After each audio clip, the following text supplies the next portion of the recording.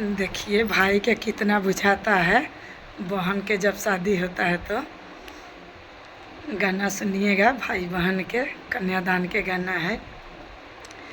अरे रोएलने पना हो भैया नैना ढाड़ियो ओ लोरावा।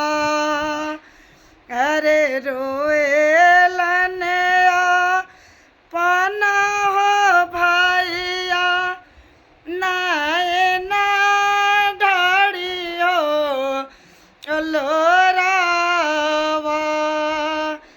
अरे सब दिना रहलू है बहिनी हमारी हो परानावा।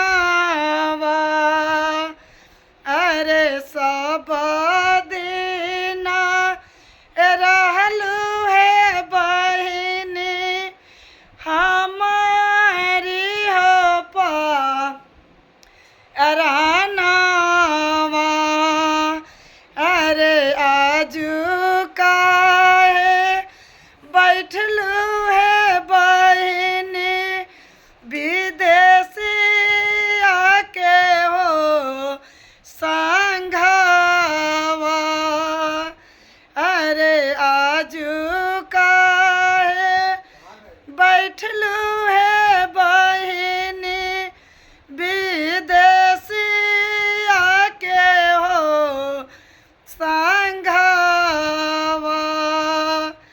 अरे फेरी देबो आजन रे बाजन फेरी देबो बारातिया।